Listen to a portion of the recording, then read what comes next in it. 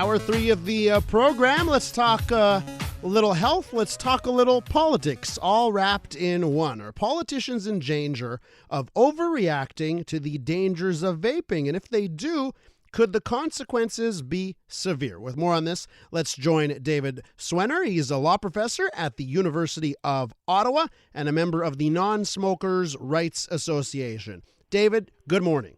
Good morning. So we've got an issue. People smoke, it's terrible. And an alternative is vaping.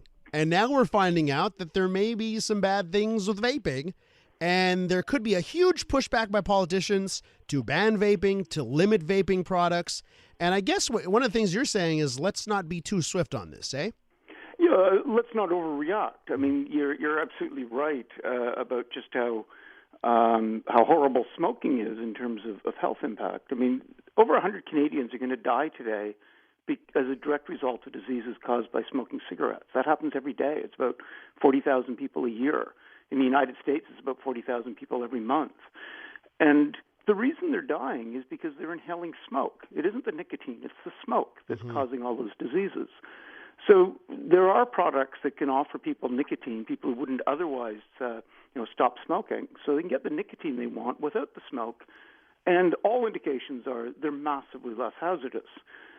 Are there still risks? Of course there are. Just like a modern automobile has risks. They're just not nearly as risky as the sorts of things that existed a few decades ago. The concern is that if there is such a strong overreaction to the potential risks of new products, that it ends up protecting the really deadly old products. The policies are being made as if cigarettes didn't exist, that we're only looking at the risk of vaping without putting it in the context of, but what would it replace?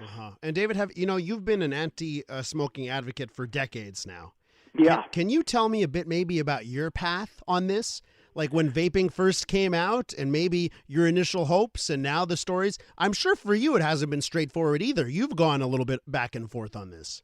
Well, I mean, and it goes back a very long way. I mean, I was involved in the 1980s in getting legislation in Canada that specifically encouraged the development of less hazardous products to replace cigarettes. That was the Tobacco Products Control Act, which the cigarette companies managed to get thrown out in legal actions. But we've known, even before I got involved, back in the 70s, that the problem was the smoke, and that in effect what we had was this huge public health catastrophe that had an engineering solution that was a business opportunity. We just needed to get the policy right in order to do that and transform this market the way we've transformed markets to sanitary food, science-based pharmaceuticals, to far safer automobiles, to industrial equipment that doesn't rip people's arms off, buildings that don't fall down, burn down on a regular basis, planes that are far less likely to fall out of the sky, et cetera. Wherever we find risk, we try to reduce it. When these products first came out, I didn't think they had a lot of potential. But technology changed so rapidly, sort of like I didn't think mobile phones had much potential when they first came out. They were bulky, they were very expensive, they didn't work very well. But we saw them change and become far more consumer acceptable. We saw a proliferation of vape shops opening with very knowledgeable people who had found these products, got them off cigarettes, and they were helping other people get off cigarettes. So it was a real groundswell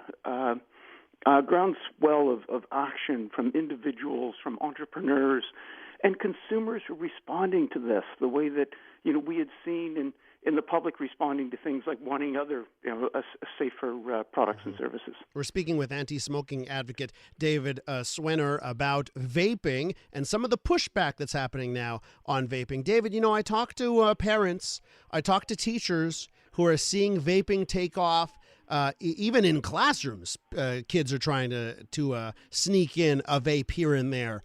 So we're seeing parents dealing with this issue. Now there are reports, of course, about some of the health problems related to vaping. So what do you say to someone there who's like looking at a problem in front of their face, and that problem in front of them isn't smoking, it's vaping, and sort of, how you make the sort of logical connection that, yes, I understand vaping may be bad, but think of the alternatives? Yeah, I think it's a matter of risk-benefit, that we need to be clear about just how horrendous smoking is, that for a lot of those young people, it's It's their parents, their grandparents, their coaches, their teachers who are at imminent risk of dying because of cigarette smoking. We also know the biggest influencer on whether a young person would take up smoking is whether significant people in their lives smoke. You can get those people off cigarettes. That's going to protect a lot of young people from ever taking up smoking. But one of the things that also concerns me, and I experienced this in the beginning of the 80s when I first got involved, and 42% of 15 to 19-year-olds in Canada were daily smokers. Massively, massively greater than the problem we currently see with vaping and with a massively more hazardous product. And in seeking advice on that, one of the best pieces of advice I got is, be very careful about the campaigns that make a big deal about young people doing something you don't want them to do. Because that's sort of like telling a 3-year-old not to stick peas up their nose. That's like the old codger coming out of the house and telling kids not to do wheelies on their bicycles because it's dangerous. It just encourages them to do it. And so if we ban let's say we banned vaping, you think all those vapors would just, boom, beeline over to smoking again? Well, we'd certainly see an awful lot of that. I mean, the reason that we need these products, and we've known for decades that nicotine is delivered by cigarettes, is particularly addictive. A lot of people are also self-medicating with it to deal with a whole range of conditions. People don't just give up. That's why after decades of all the things we've done in Canada, we still have about 5 million people who are smoking cigarettes. So those who have moved to another form of nicotine, if you take it away, what are they going to do? They're going to look for a replacement. Very few of them are likely to just say, oh, now I can totally quit, something I've never been able to do before. And they will move back to smoking. We're already seeing this. We're seeing Wall Street analysts talking about how all these attacks on vaping are great for the cigarette business because cigarette sales are now picking up.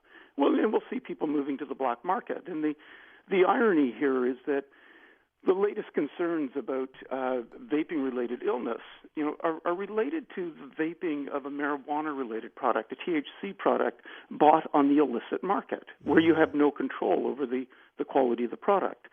If we panic about that by making legal vaping products either unavailable or less available, we push more people into a black market for nicotine vaping products, where we're more likely to get disease. So are there any limitations that you would advocate for on the vaping end? Well, in fact, we already have many of them here in Canada. We have limitations on the sort of flavors that can be used, the descriptors that you can use on those flavors. We have restrictions on who can buy, where they can buy. We have restrictions on the advertising of the product. I think, if anything, what I do is ensure that we can start communicating truthful information to smokers about relative risk, and get away from things like any lifestyle advertising. We want truthful information, as I see in places like New Zealand and the UK. Let smokers know just how much less risky these products are, that, how few people even know that the most prestigious medical body in the world, the Royal College of Physicians, has said vaping products are likely to be at least 95% less hazardous than smoking cigarettes. Wow. Nobody knows that. There's so few people know that. Yeah, and people can only make as good a decision as the information available to them allows. So when we misinform smokers, when we scare them, when we convince them that vaping's just as bad as smoking, and an awful lot of smokers believe that now, they can't make an informed decision. It's like telling people that driving sober is no less risky than driving when you're drunk. I mean, we wouldn't let those sorts of communications go out because we know the devastating consequences. And here we're allowing that to happen. We're allowing people to be misinformed. We're allowing a lot of abstinence-only sorts of people who see nicotine more as a moral issue, to try to conflate the two, push their view that you have to, just do what they tell you to do, just stop using a drug. And we've seen how disastrous that is with things like the war on drugs. We saw how disastrous it was in David, alcohol prohibition. David, very enlightening, and I want to thank you for taking the time this morning. Really good to talk with you. David Sweanor is a law professor at the University of Ottawa and a member of the Non-Smokers' Rights Association.